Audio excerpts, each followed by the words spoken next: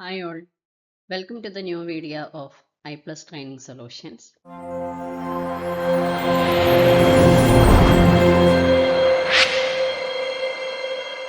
Net Mass Communication Journalism 2025 December question paper 88 വരെയുള്ള question number 88 വരെയുള്ള ക്വസ്റ്റ്യൻസും എക്സ്പ്ലനേഷൻസും ഒക്കെയാണ് നമ്മൾ കണ്ടത് കഴിഞ്ഞ 4 പാർട്ടുകളിലായിട്ട്.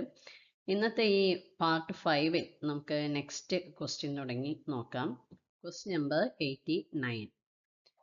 Cardioid microphones are also called.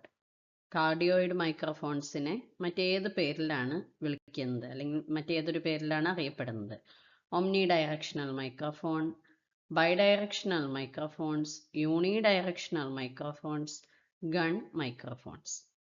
Different ടൈപ്പിലുള്ള മൈക്കുകളെ പറ്റിയിട്ടൊക്കെ നമ്മൾ പഠിച്ചിട്ടുള്ളതാണ്. അപ്പോൾ അതിൽ ഈ ഒമ്നി ഡയറക്ഷണൽ മൈക്രോഫോണിനെ പറ്റിയിട്ടൊക്കെ പറഞ്ഞിട്ടുണ്ട്.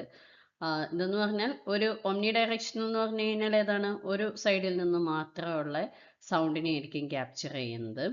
പിന്നെ ബൈ ഡയറക്ഷണൽ ആണെങ്കിൽ രണ്ട് സൈഡിൽ നിന്നുള്ള ഇതിനെ ക്യാപ്ചർ ചെയ്യുന്നു.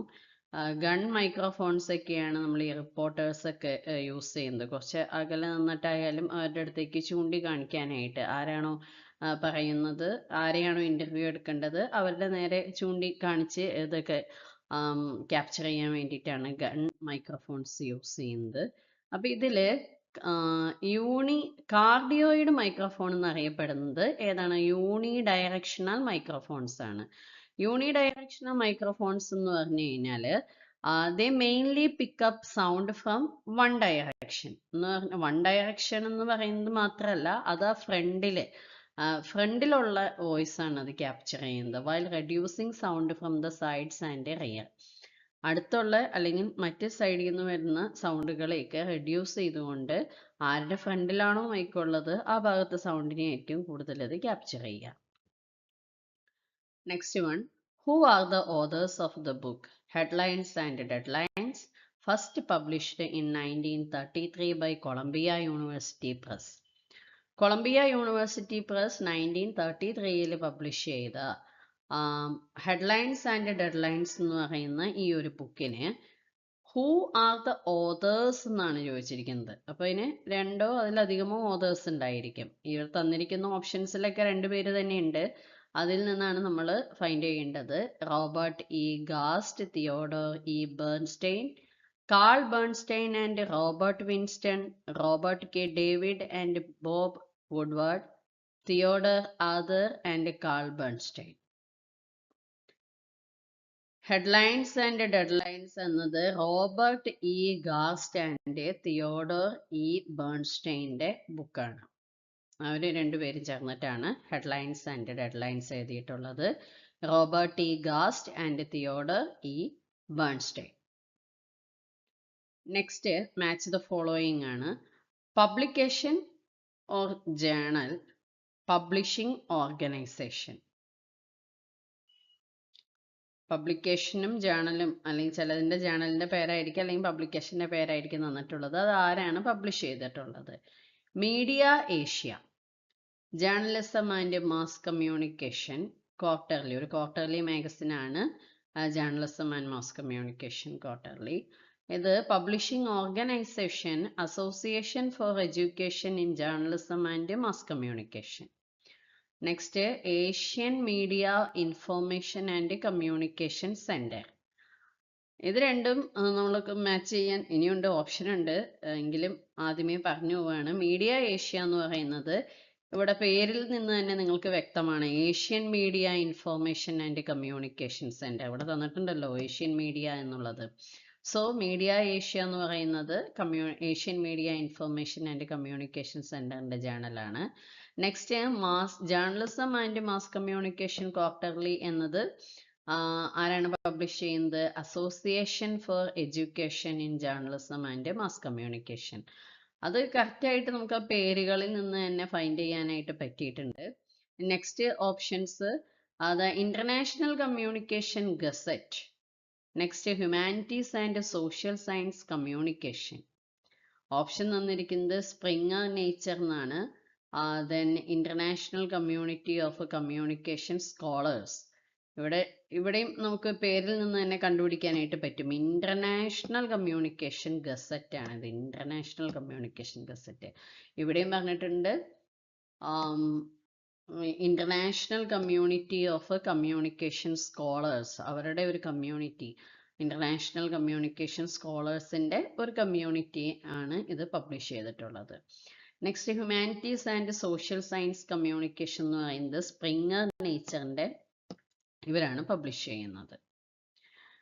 ഇതിന്റെ ഓപ്ഷൻസ് ഇങ്ങനെയാണ് തന്നിട്ടുള്ളത്. അതിൽ കറക്റ്റ് ആൻസർ എന്ന് പറയുന്നത് fourth one, A2, B1, C4, D3. അത് തന്നെയാണ് നമ്മൾ അങ്ങനെ തന്നെയാണ് എക്സ്പ്ലെയിൻ ചെയ്ത് തന്നത്. നെക്സ്റ്റ് ക്വസ്റ്റ്യൻ 92ഉം ഒരു മാച്ച് ദ ഫോളോയിങ് തന്നെയാണ്. ഇതിൽ തന്നിട്ടുള്ളത് list 1 theoretical constructs and central postulate. എന്തൊക്കെ തിയറീസ് ആണ്, ആരൊക്കെയാണ് കൺസ്ട്രക്ട് ചെയ്തിട്ടുള്ളത്, അല്ലെങ്കിൽ അതുമായിട്ട് ബന്ധപ്പെട്ട് വരുന്ന ഒരു കോൺസെപ്റ്റ് എങ്ങനെയാണെന്നൊക്കെയാണ് question. First one technological determinism, then social constructivism, actor network theory, post humanism. ആദ്യത്തെ രണ്ട് ഓപ്ഷൻ നമ്മൾ ഡീറ്റെയിൽ ആയിട്ട് തന്നെ പഠിച്ചിട്ടുള്ളതാണ്, ടെക്നോളജിക്കൽ ഡിറ്റർമിനിസവും സോഷ്യൽ കൺസ്ട്രക്റ്റിവിസവും. നെക്സ്റ്റ് അതിൻ്റെ സെൻട്രൽ പോസ്റ്റുലേറ്റ് എന്ന് പറയുന്നത് society shapes technology. Notion of human is redefined by technology advancements. Technological advancements primarily drive societal change. Interaction between human and non-human elements shapes technology. ഇതിൽ എന്താണ് പറയുന്നത്, ടെക്നോളജിക്കൽ ഡിറ്റർമിനിസം എന്ന് പറഞ്ഞാൽ എന്താണ്, ടെക്നോളജിയുമായിട്ട് ബന്ധപ്പെട്ട ടെക്നോളജിക്കൽ അഡ്വാൻസ്മെന്റിനെ കുറിച്ചിട്ടാണ് ഇതിൽ പറഞ്ഞിട്ടുള്ളത്. അത് സൊസൈറ്റിയുടെ ചേഞ്ചിന് കാരണമാകും. മാർഷൽ മക്ലൂഹാന്റെ തിയറിയാണ് അത്. അതെല്ലാം നമ്മൾ പറഞ്ഞത്. അപ്പോൾ technological determinism match to third one, technological advancements primarily drive societal change. Then next social constructivism. Social constructivism എന്ന് പറഞ്ഞു കഴിഞ്ഞാൽ സൊസൈറ്റീനെയാണ് കൺസ്ട്രക്ട് ചെയ്യുന്നത്. Society shapes technology. സൊസൈറ്റിയാണ് ആ ടെക്നോളജീനെ ഏത് തരത്തിലുള്ള ഒരു ടെക്നോളജിയാണ് സൊസൈറ്റിക്ക് ആപ്റ്റ് എന്നുള്ള കാര്യങ്ങളൊക്കെ. അപ്പൊ അതൊക്കെയാണ് സോഷ്യൽ കൺസ്ട്രക്റ്റിവിസത്തിൽ വരുന്നത്. Then actor network theory. Actor network theory. Actor network theory എന്ന് പറയുമ്പോൾ interaction between human and non-human elements shape technology. Then post-humanism. ഇവിടെ അതിൻ്റെ ഓപ്ഷൻ നിങ്ങൾക്ക് ഒന്ന് സൂക്ഷിച്ച് വായിച്ചു കഴിഞ്ഞാൽ വേഗതൊക്കെ കണ്ടെത്താൻ പറ്റുന്നതാണ്. പോസ്റ്റ് ഹ്യൂമനിസം എന്ന് പറഞ്ഞാൽ notions of human is redefined by technology advancement. Technology അഡ്വാൻസ്മെന്റിനോടൊപ്പം തന്നെ ഹ്യൂമൻ എന്നതിനെ ഇതിൽ ഒരു റീഡിഫൈൻ ചെയ്തിട്ടുണ്ട് ഈ പോസ്റ്റ് ഹ്യൂമനിസത്തിൽ. അപ്പോൾ post humanism notion of human is redefined by technology advancement. ഇങ്ങനെയാണ് അതിൻ്റെ ഒരു കറക്റ്റ് മാച്ചിങ് വരുന്നത് ഇതിലെ ഓപ്ഷൻസിൽ. അപ്പോൾ കറക്റ്റ് ആയിട്ട് വരുന്നത് ഏതായിരിക്കും, ഫോർത്ത് വൺ ആയിരിക്കും കറക്റ്റ് ആയിട്ട് വരിക. ഓക്കെ, ഇതില് ടെക്നോളജിക്കൽ ഡിറ്റർമിനിസം എന്ന് പറയുന്ന theory associated with scholars like Marshall McLuhan. It argues that technology is the main force shaping society and culture. ഒരു സൊസൈറ്റീനെ കൺസ്ട്രക്ട് ചെയ്യുന്നതിൽ അല്ലെങ്കിൽ അതിനെ ഷേപ്പ് ചെയ്യുന്നതിൽ ഒക്കെ പങ്കുവയ്ക്കുന്നത് അല്ലെങ്കിൽ അത് എന്താണ്, ടെക്നോളജിയാണ്. അങ്ങനെയാണ് ആ സൊസൈറ്റിക്ക് കൾച്ചറൽ ചേഞ്ച് വരുന്നത്. അപ്പോൾ അത് technological advancement primarily drive societal change. Then social constructivism. Social constructivism എന്ന് പറയുന്നത് ആരുടെ ഏത് സ്കോളറുമായിട്ടാണ് ലിങ്ക് ചെയ്തിരിക്കുന്നത്, Trevor Pinch and V B. Bijker. Trevor Pinch and V B. Bijker. ഈ ഒരു പേര് നമ്മൾ അങ്ങനെ ഡിസ്കസ് ചെയ്തിട്ടൊന്നുമില്ല. ഇറ്റ് പ്രൊപ്പോസസ്, ഈ Trevor Pinch and V B. Bijker propose ചെയ്യുന്നത് social groups and cultural values shape the development and use of technology. Social ഗ്രൂപ്പുകളും അല്ലെങ്കിൽ കൾച്ചറൽ ഗ്രൂപ്പ്സും ഒക്കെയാണ് സൊസൈറ്റിയിലുള്ള സോഷ്യൽ ഗ്രൂപ്പ്സും cultural social groups and cultural values ആണ് എന്തിനെ പ്രപ്പോസ് ചെയ്യുന്നത്? Shape the development and use of technology എന്നുള്ളൊരു കോൺസെപ്റ്റ് കൊണ്ടുവന്നത്. അതാണ് സൊസൈറ്റി ഷേപ്സ് ടെക്നോളജി എന്നുള്ള ഒരു ടേം കൊണ്ട് മീൻ ചെയ്യുന്നത്. Next, actor network theory. Actor network theory developed by Bruno Latour and Michel Callon. രണ്ടുപേര് ചേർന്നിട്ടാണ്, Bruno Latour and Michel Callon. It emphasized that both human and non-human actors interact to shape technological systems. Technological സിസ്റ്റത്തിൻ്റെ ഇൻട്രാക്ഷനിൽ എന്താണ്, human മാത്രമല്ല non human ആക്ടേഴ്സും വരുന്നു. Then interaction between human and non-human elements shape technology. എന്താണ് ആ ഒരു concept. Then post-humanism is associated with the thinkers such as Donna Haraway. Donna Haraway ആണ് ഇത് ഈ പോസ്റ്റ് ഹ്യൂമനിസം എന്ന തിയറിയുമായിട്ട് ബന്ധപ്പെട്ടിരിക്കുന്നത്. It explores how technology blurs the boundary between human and machines, redefining what it means to be human. ഹ്യൂമണും മറ്റ് ആ ഒരു it explores how technology blurs the boundary between human and machines. എങ്ങനെ ആ ഒരു ബൗണ്ടറീനെ നമുക്ക് ആ ഒരു ഗ്യാപ്പ് കുറച്ച് കൊണ്ടുവരാം, അല്ലെങ്കിൽ എന്തെങ്കിലും ഏച്ചുകെട്ടലുകളൊക്കെ ഉണ്ടെങ്കിൽ അതിനെ എങ്ങനെ കുറച്ച് കൊണ്ടുവരാം ഹ്യൂമൻസും മെഷീൻസും തമ്മിലുള്ളത് എന്ന് പറഞ്ഞാൽ അതിനെ കുറച്ചുകൂടി ഇൻട്രാക്റ്റീവ് ആക്കി മാറ്റാനാണ് technology ശ്രമിച്ചിട്ടുള്ളത്.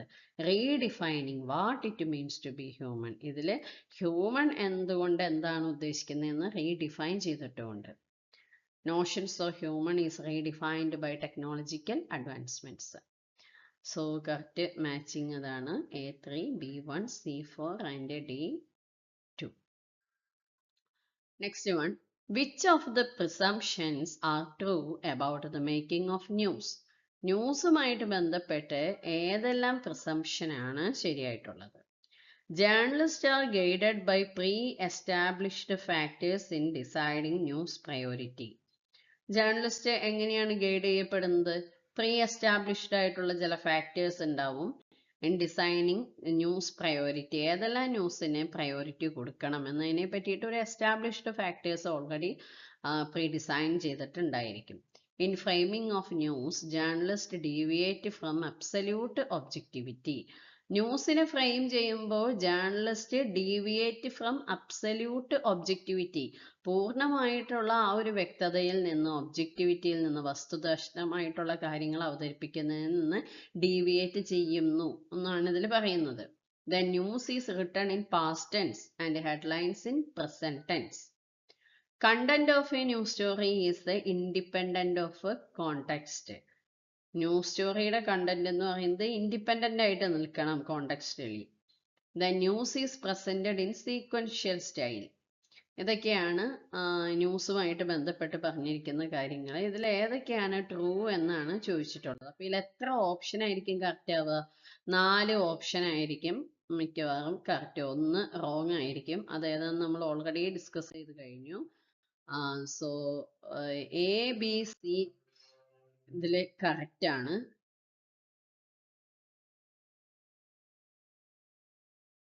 Journalists are guided by pre-established factors in deciding news priority.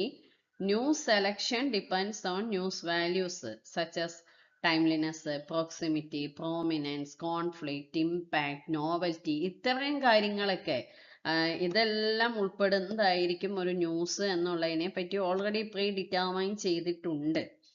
ഏതൊക്കെയാണ്? Timeliness, proximity, prominence, conflict, impact, novelty. ഇത്രയും ഘടകങ്ങളൊക്കെ ഉള്ള ഒരു സംഭവമാണ് നടന്നിട്ടുള്ളത്. അല്ല, ഇല്ല, ഇതെല്ലാം കൂടി വരണമെന്നില്ല.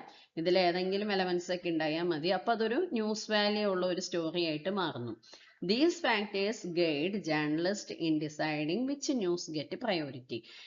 ഈ എലമെന്റ്സ് അല്ലെങ്കിൽ ഈ ഫാക്ടേഴ്സ് ഒക്കെ ഉണ്ടോ എന്നതിനെ അടിസ്ഥാനമാക്കിയിട്ട് ഒരു ജേർണലിസ്റ്റിന് ആ ന്യൂസിന് വേണ്ടത്ര പ്രയോറിറ്റി കൊടുക്കാനായിട്ട് പറ്റും. Then in framing of news, journalists deviate from absolute objectivity. According to framing theory, journalists select certain angles or perspectives while presenting news.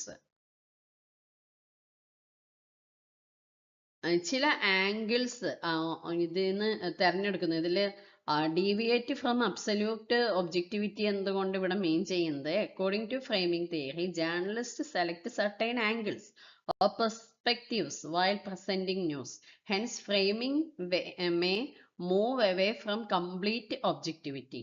Complete ഒബ്ജക്റ്റിവിറ്റിയിൽ നിന്ന് ചിലപ്പോൾ അല്പം ഒന്ന് നീങ്ങി പോയേക്കാം. എങ്ങനെയാണ് അത് നീങ്ങി പോകുന്നത്?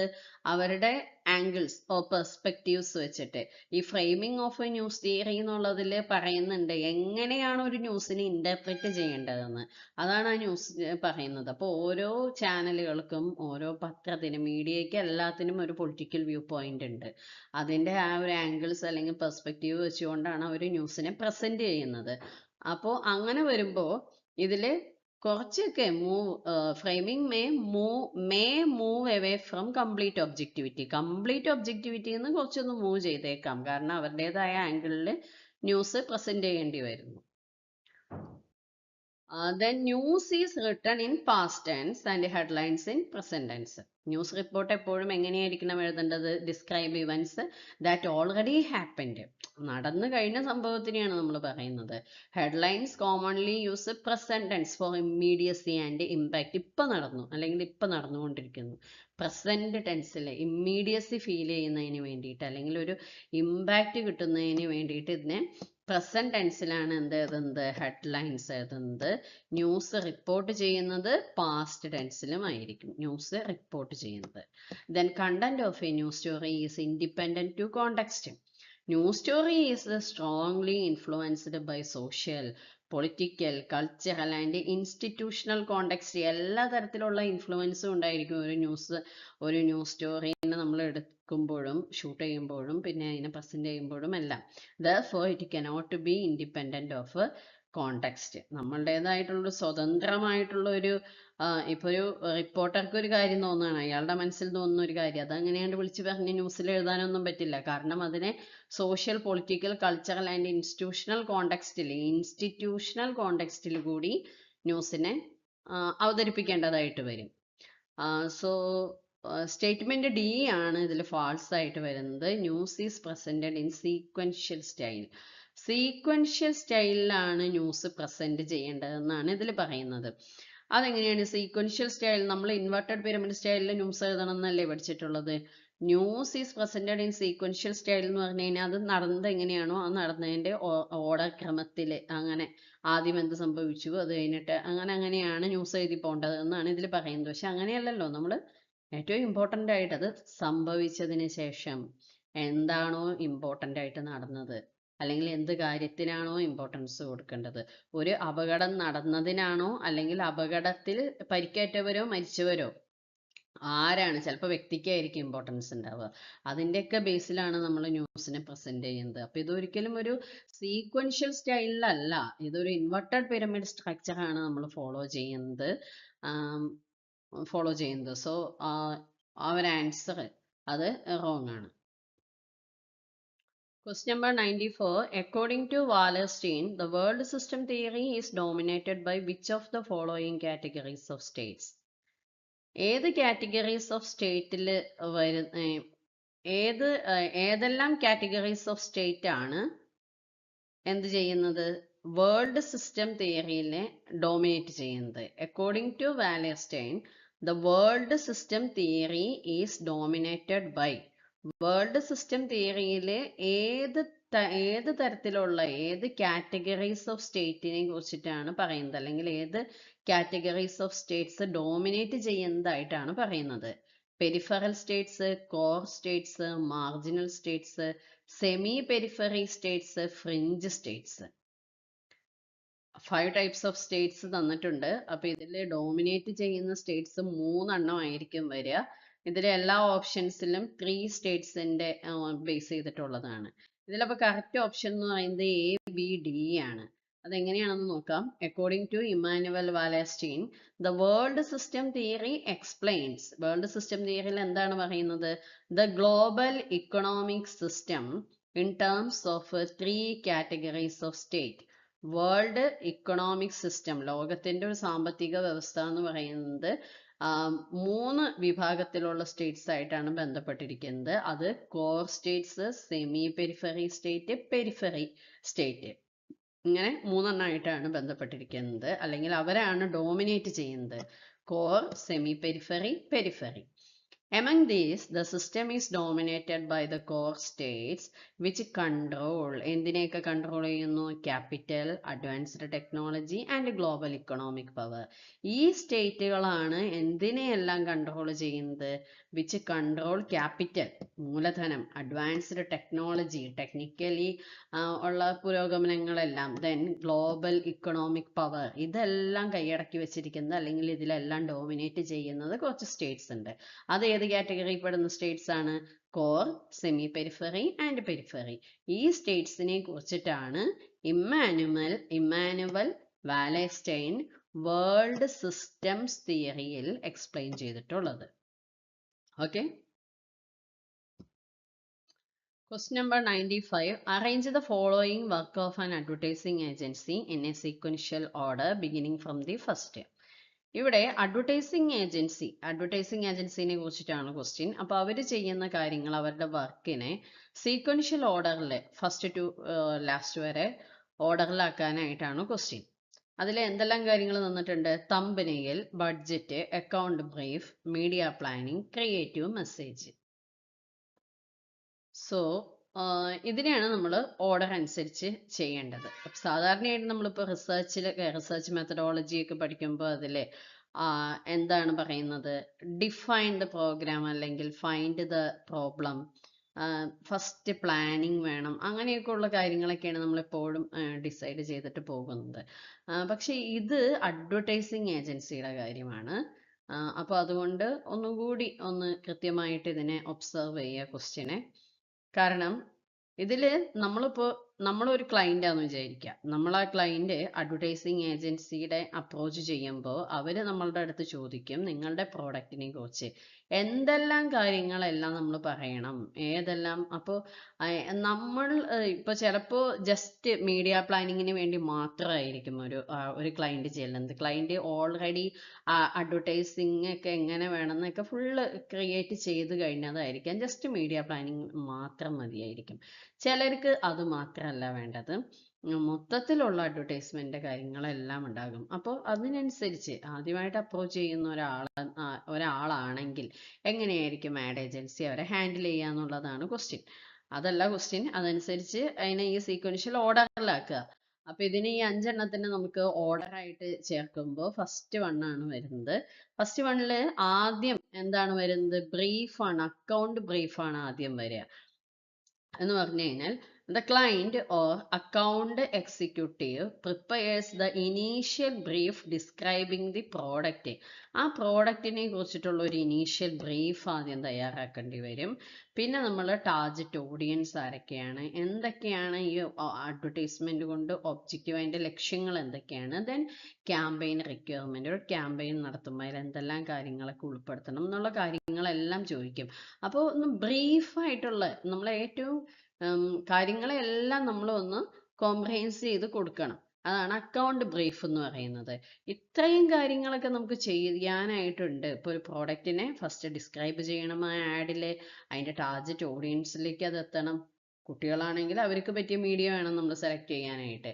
അതേസമയം ഒരു ഇന്ന സ്റ്റുഡൻസ് ഒരു എന്താ പറയുക, ഇപ്പോൾ ഇവിടെ ഔട്ട് ഓഫ് കൺട്രീസിൽ ഹയർ സ്റ്റഡീസിന് പോകുന്ന എന്തെങ്കിലും അതിനെ ഹെൽപ്പ് ചെയ്യുന്ന ഏതെങ്കിലും ഒരു അക്കാദമിക് ഇൻസ്റ്റിറ്റ്യൂഷനെ പറ്റിയിട്ടാണെങ്കിൽ അവർ ഫോക്കസ് ചെയ്യുന്ന ടാർഗറ്റ് ഓഡിയൻസ് വേറെയാണ്. അപ്പോൾ അവരിലേക്ക് മാത്രം ഈ ആഡൊക്കെ കൂടുതൽ എത്തിയാൽ മതി. ദെൻ ഇതിൻ്റെ ഒബ്ജക്റ്റീവ്സ് എന്തൊക്കെയാണ്, ക്യാമ്പയിൻ എങ്ങനെ എന്തൊക്കെ റിക്വയർമെൻറ്റ്സ് ആണ് ക്യാമ്പയിൻ നടത്തുമ്പോൾ വേണ്ടത് എന്നുള്ള കാര്യങ്ങൾ. അപ്പോൾ എല്ലാം അതിനെ അക്കൗണ്ട് ബ്രീഫ് എന്ന് പറയും. ഇനി നെക്സ്റ്റ് എന്താ വേണ്ടത്? കാര്യങ്ങളൊക്കെ പറഞ്ഞു കഴിഞ്ഞു. ഇനി ഇതിന് എന്ത് ബഡ്ജറ്റ് ആവും?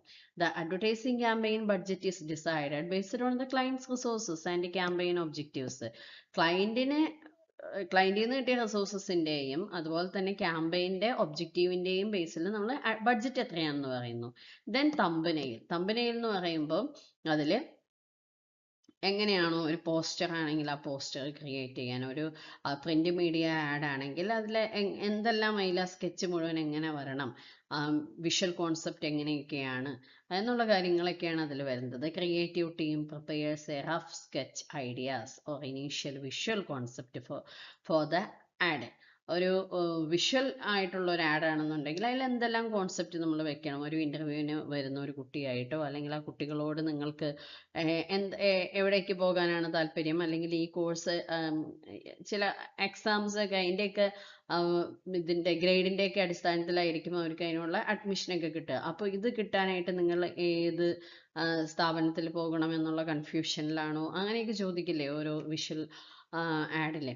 അങ്ങനെയാകാം. അല്ലെങ്കിൽ ഒരു പോസ്റ്റർ, ഒരു പ്രിന്റ് മീഡിയ ആഡ് ആയിട്ട് ക്രിയേറ്റ് ചെയ്തിട്ട് എന്തെല്ലാം എഴുതണം, ഇങ്ങനെയുള്ള എല്ലാ കാര്യങ്ങളും ഉൾപ്പെടുത്തിക്കൊണ്ട് നമ്മൾ ഒരു റഫ് സ്കെച്ച് ചെയ്യാണ്. ആ സ്കെച്ചിനെയാണ് ഈ തമ്പനെയിൽ എന്ന് പറയുന്നത്. Then creative message, final advertising message, then copy, then അതിൽ എന്തെല്ലാം ഉൾപ്പെടണം.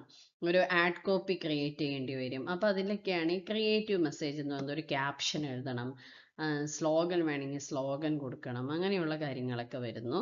അപ്പോൾ account brief, budget, thumbnail, creative message, then media planning ആണ്. Finally agency decided where and when the advertisement will appear. എവിടെയാണ് ആഡ് കൊടുക്കേണ്ടത്, ടെലിവിഷനിലാണോ, ന്യൂസ് പേപ്പറിലാണോ, ഡിജിറ്റൽ മീഡിയയിലാണോ എന്ന് തീരുമാനിക്കണം. എപ്പോഴാണ് ആഡ് വരേണ്ടത്, അതൊക്കെയാണ് മീഡിയ പ്ലാനിങ്ങിൽ വരുന്ന കാര്യങ്ങൾ. So brief, budget, thumbnail, creative message and media plan.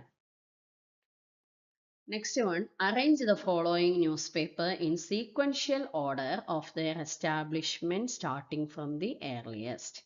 ആദ്യം തുടക്കം മുതൽ ഇതിൻ്റെ, അപ്പോൾ ഇതിനെയൊക്കെ ഇയർ നമ്മൾ അറിഞ്ഞിരിക്കണം. ഇയർ അറിഞ്ഞെങ്കിൽ മാത്രമേ ഇതിനെയൊക്കെ സീക്വൻഷ്യൽ ഓർഡറിലേക്ക് ക്രിയേറ്റ് ചെയ്യാനായിട്ട് പറ്റുള്ളൂ. New York daily times, daily Universal register, Manchester guardian, New York world, the Bombay times. അപ്പോൾ ഇതിൻ്റെ ഓപ്ഷനിൽ കറക്റ്റ് ആയിട്ട് വരുന്നത് ഓപ്ഷൻ നമ്പർ 3 ആണ്. ഇനി അതിൻ്റെ ഡീറ്റെയിൽസ് നോക്കാം. ഡെയിലി യൂണിവേഴ്സൽ രജിസ്റ്റർ, അത് 1785 1785 ഈ ഡെയിലി യൂണിവേഴ്സൽ രജിസ്റ്ററിന്റെ പേരാണ് പിന്നീട് എന്താക്കിയത്, റീനെയിംഡ് ദ ടൈംസ്. ടൈംസ് ആയിട്ട് മാറിയത് 1788. ഡെയിലി യൂണിവേഴ്സൽ രജിസ്റ്റർ ആണ് ദ ടൈംസ് ന്യൂസ് പേപ്പർ ആവുന്നത്. ഡെയിലി യൂണിവേഴ്സൽ രജിസ്റ്റർ 1785 സ്റ്റാർട്ട് ചെയ്തത്. അത് 88 ടൈംസ് ന്യൂസ് പേപ്പർ ആയിട്ട് മാറി. Next Manchester guardian. Manchester guardian ഇപ്പോൾ അറിയപ്പെടുന്നത് ഗാർഡിയൻ എന്നുള്ള, ദ ഗാർഡിയൻ എന്നുള്ള പേരിലാണ്. സ്റ്റാർട്ട് ചെയ്തത് 1821. Then next the New York times. New York times originally New York daily times എന്നും പറയുന്നുണ്ട്. 1851 ന്യൂയോർക്ക് ഡെയിലി ടൈംസ് എന്നും അറിയപ്പെടുന്നു. അത് അങ്ങനെയാണ് അത് ഒറിജിൻ ചെയ്തത്. Then Bombay Times. Bombay Times ആണ് ടൈംസ് ഓഫ് ഇന്ത്യ ആയത്. ഇന്നത്തെ ടൈംസ് ഓഫ് ഇന്ത്യ ആണ് Bombay Times 1838. Then New York World 1860 New York World. Daily Universal Register Times ആയി. Manchester Guardian now is the Guardian. The New York Times, then the Bombay Times, അതാണ് Times of India, then New York World 1860. Next one ഒരു matching ആണ്. Articles in Indian constitution related to.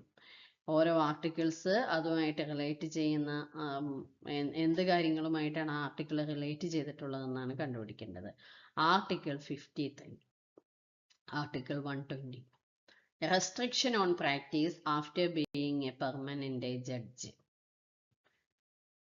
Term of the office of the president. Next Article 124, Article 220. പിന്നെയുള്ള option language to be used in parliament, power of president to consult supreme court. ഇങ്ങനെയാണ് option തന്നിട്ടുള്ളത്. അപ്പോൾ ഇതിനെ നമുക്ക് ഇതിൻ്റെ എക്സ്പ്ലനേഷനിലേക്ക് പോവാം. ഇതിന്റെ കറക്റ്റ് ആൻസർ വരുന്നത് തേർഡ് വൺ ആണ്. അതെങ്ങനെയാണ് തേർഡ് വണ്ണിന്റെ ആൻസർ നമുക്ക് നോക്കാം. ആർട്ടിക്കിൾ 53 ഡീൽസ് ചെയ്യുന്നത് deals with the term of office of the President of India. Indian പ്രസിഡന്റിന്റെ കാലാവധി, ഭരണത്തിലിരിക്കുന്ന ഒരാളെ നമ്മൾ ഇലക്ട് ചെയ്ത് കഴിഞ്ഞാൽ അതിന്റെ കാലാവധി എന്ന് പറയുന്നത് 5 years ആണ്. ആരെ? പ്രസിഡന്റിന്റെ കാലാവധി. Then ആർട്ടിക്കിൾ 120 എന്താ പറയുന്നത്? It concerns the language to be used in parliament. പാർലമെന്റിലെ ഏത് ലാംഗ്വേജ് ആണ് യൂസ് ചെയ്യുന്നതിനെ സംബന്ധിച്ചിട്ടാണ് ആർട്ടിക്കിൾ 120. അതിൽ നമ്മൾ വെർനാക്കുലർ ലാംഗ്വേജസ് ഒന്നും യൂസ് ചെയ്യാനായിട്ട് പാടില്ല. കാരണം പാർലമെന്റ് എന്ന് പറയുമ്പോൾ എല്ലാ സ്റ്റേറ്റിലെ ആളുകൾ വരുന്നതാണല്ലോ. സോ ഹിന്ദി ഓർ ഇംഗ്ലീഷിൽ വേണം കമ്മ്യൂണിക്കേറ്റ് ചെയ്യാൻ. Next article 143. 143 പറയുന്നത് gives the president the power to consult the supreme court on legal matters. പ്രസിഡന്റിന് സുപ്രീം കോർട്ടുമായിട്ട് ലീഗൽ മാറ്റേഴ്സ് കൺസൾട്ട് ചെയ്യാനായിട്ടുള്ള പവർ ഉണ്ട്. അഡ്വൈസറി ജൂറിസ്ഡിക്ഷൻ ആയിട്ട് president the power to consult the supreme court എന്ന് പറഞ്ഞാൽ നമുക്ക് തന്നെ സുപ്രീം കോർട്ട് ജഡ്ജിനെ ഒന്നും സ്വാധീനിക്കാനായിട്ടൊന്നും പാടില്ല, അതൊക്കെ പണിഷബിൾ ആണെന്നൊക്കെ പറയും. പക്ഷെ പ്രസിഡന്റിന് ഒരു അഡ്വൈസറി ജൂറിസ്ഡിക്ഷൻ ആയിട്ട് അല്ലെങ്കിൽ ലീഗൽ മാറ്റേഴ്സിന് വേണ്ടിയിട്ട് ഇവരെ സമീപിക്കാം, കൺസൾട്ട് ചെയ്യാം. Then Article 220. 220 എന്ത് പറയുന്നു? Deals with the restriction on practice after being a permanent judge of a high court. നമ്മൾ പെർമനന്റ് ജഡ്ജ് ആയി കഴിഞ്ഞാൽ, ഹൈക്കോർട്ടിലെ പെർമനന്റ് ജഡ്ജ് ആയി കഴിഞ്ഞാൽ പിന്നെ നമ്മൾക്ക് പ്രൈവറ്റ് പ്രാക്ടീസിനൊക്കെ റെസ്ട്രിക്ഷൻ ഉണ്ടായിരിക്കും. അതുവരെ നമ്മൾക്കൊരു അഡ്വക്കേറ്റ് ആയിരുന്നുകൊണ്ട് പെർമനന്റ് പ്രൈവറ്റ് ആയിട്ട് പ്രാക്ടീസ് ചെയ്യാം. പക്ഷെ അതൊക്കെ ഒരു ഹൈക്കോർട്ട് ജഡ്ജ് ആയി കഴിഞ്ഞാൽ അതിനെല്ലാം ഇത് വരുന്നു, റെസ്ട്രിക്ഷൻ വരുന്നു. അതാണ് ആർട്ടിക്കിൾ 220 പറയുന്നത്. Next, arrange the following in sequential order beginning from the first. ഇതിൽ ആദ്യം വരുന്നതിൻ്റെ അനുസരിച്ച് സീക്വൻഷ്യൽ ഓർഡറിലേക്ക് ആക്കുക. Airing of first advertisement for commercial purposes by AT&T in US. First advertisement, commercial പർപ്പസിലുള്ള ഫസ്റ്റ് അഡ്വർടൈസ്മെന്റിന്റെ എയറിങ് US-നെ, ഇതെല്ലാം ക്വസ്റ്റ്യൻ ഒക്കെ US-നെ ബേസ് ചെയ്തിട്ടാണ്. Then first FM radio is developed in US. Federal radio commission created by radio act. First radio broadcasting network NBC is created by RCA.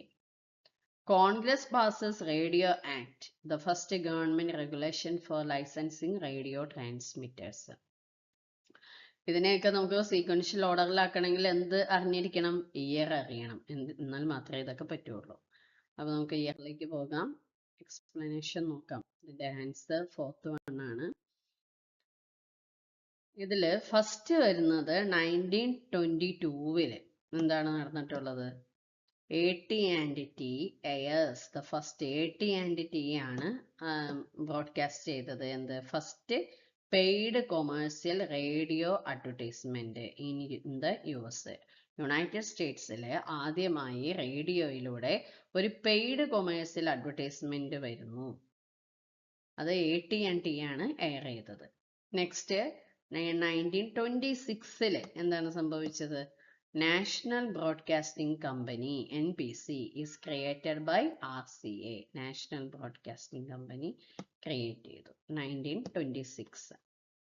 Then the US Congress passes the Radio Act of 1927. Radio Act 1927 US Congress pass ചെയ്തു. The major regulation for licensing radio transmitters. ഈ radio കൈവശം വെക്കണമെങ്കിൽ ലൈസൻസും കൂടി ആവശ്യമാണ് എന്നുള്ളൊരു കാര്യവും ഇതിൽ പറഞ്ഞിട്ടുണ്ട്. അതാണ് ഈ റേഡിയോ ആക്ടിൽ പറയുന്നത്. അതുമായിട്ട് ബന്ധപ്പെട്ട കാര്യങ്ങളൊക്കെ ഉണ്ട്. Then the federal radio commission is created under the radio act.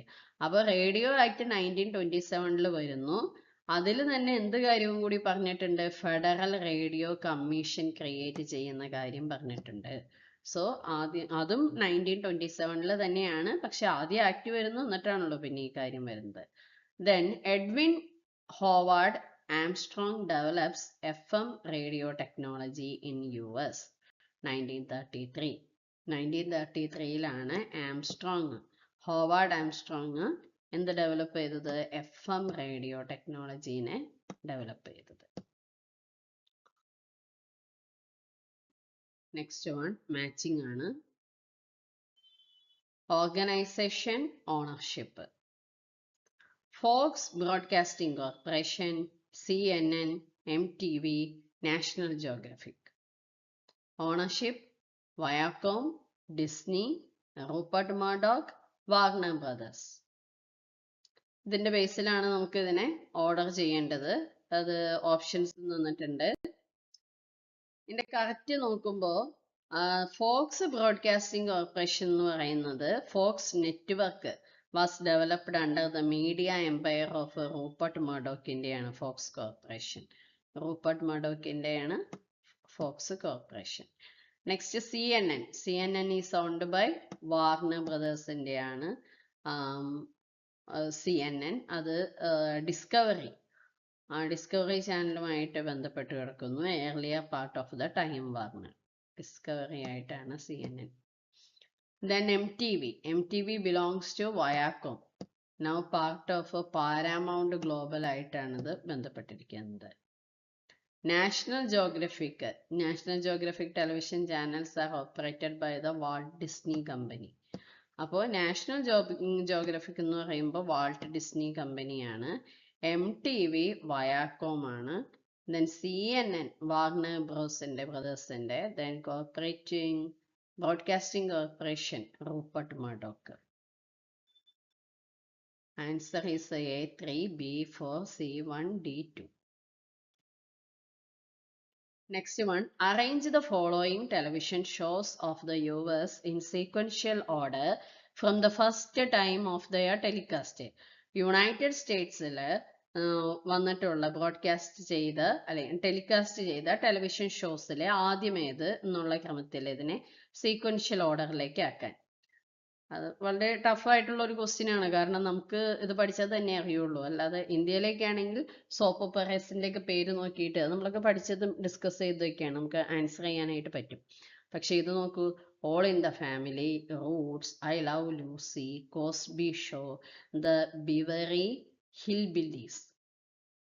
ഇതിൻ്റെയൊക്കെ ഇയർ അറിഞ്ഞാൽ മാത്രമേ ഇതൊക്കെ നിങ്ങൾക്ക് ആൻസർ ശരിയാവണം എന്ന് വിചാരിച്ചുകൊണ്ടൊന്നും തരുന്ന ക്വസ്റ്റ്യൻ ഒന്നുമല്ല. നിങ്ങളുടെയൊക്കെ മാർക്ക് കളയാൻ വേണ്ടിയിട്ട് തരുന്ന ക്വസ്റ്റ്യൻസ് ആണ്. നമുക്ക് എന്തായാലും ഇതിൻ്റെ എക്സ്പ്ലനേഷനിലേക്ക് പോവാം. ഇതിൻ്റെ കറക്റ്റ് ഓർഡർ തന്നിട്ടുണ്ട്. സെക്കൻഡ് വൺ ആണ്, നോക്കാം. I love Lucy 1951. Then Beverly Hillbillies, the Beverly Hillbillies 1962. All in the Family 1971. Roots 1977. The Cosby Show 1984. അപ്പോൾ ഈ ഒരു ഓർഡറിൽ ഇതൊക്കെ ബൈ ഹാർട്ട് ചെയ്താൽ മാത്രമേ ഇതിൻ്റെയൊക്കെ ആൻസർ നമുക്ക് ചെയ്യാനായിട്ട് പറ്റുള്ളൂ. അത്രയും ടഫായിട്ടുള്ള ഒരു ക്വസ്റ്റ്യൻ ഒക്കെയാണ് തന്നിട്ടുള്ളത്. സോ നമ്മൾ ഈ കഴിഞ്ഞ 5 പാർട്ടായിട്ട് നമ്മൾ 100 ക്വസ്റ്റ്യൻസ്, ക്വസ്റ്റ്യൻ നമ്പർ 100 വരെ ആൻസർ ചെയ്തിട്ടുണ്ട്. എന്ന് പറഞ്ഞാൽ 51 തുടങ്ങിയിട്ടാണല്ലോ സ്റ്റാർട്ട് ചെയ്തത്. അപ്പോൾ 50 ക്വസ്റ്റ്യൻസ് നമ്മൾ അറ്റൻഡ് ചെയ്തിട്ടുണ്ട്. അതിൽ പലതും ന്യൂ ആയിട്ടുള്ള ക്വസ്റ്റ്യൻസ് ആണ്. നമ്മൾ മുമ്പൊന്നും എക്സ്പ്ലനേഷൻ കണ്ടിട്ടില്ലാത്തത് അല്ലെങ്കിൽ ഡിസ്കസ് ചെയ്തിട്ടില്ലാത്തുള്ള കാര്യങ്ങളൊക്കെയാണ്.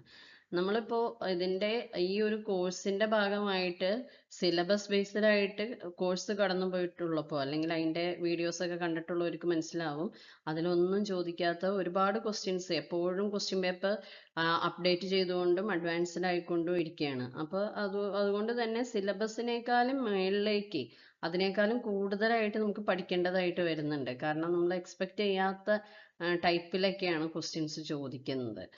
അപ്പോൾ ഒരു ക്വസ്റ്റ്യൻ പഠിക്കുമ്പോൾ തന്നെ അതിൻ്റെ ഓപ്ഷൻസിനെ നന്നായിട്ട് വിലയിരുത്തി പഠിക്കാനും കൂടി ശ്രദ്ധിക്കുക. നമുക്ക് ഡീറ്റെയിൽ ആയിട്ടുള്ള എക്സ്പ്ലനേഷൻ വഴി തന്നെ ഇതിനെല്ലാം മനസ്സിലാക്കിയിട്ട് പോവാം. ഇതുവരെ ഡിസ്കസ് ചെയ്യാത്തതൊക്കെ കൂടുതൽ എക്സ്പ്ലെയിൻ ചെയ്ത് പറയുന്നുണ്ട്. നെക്സ്റ്റ് ക്വസ്റ്റ്യൻസ് നമുക്ക് നെക്സ്റ്റ് പാർട്ടിൽ നോക്കാം. Okay, thank you. See you next class.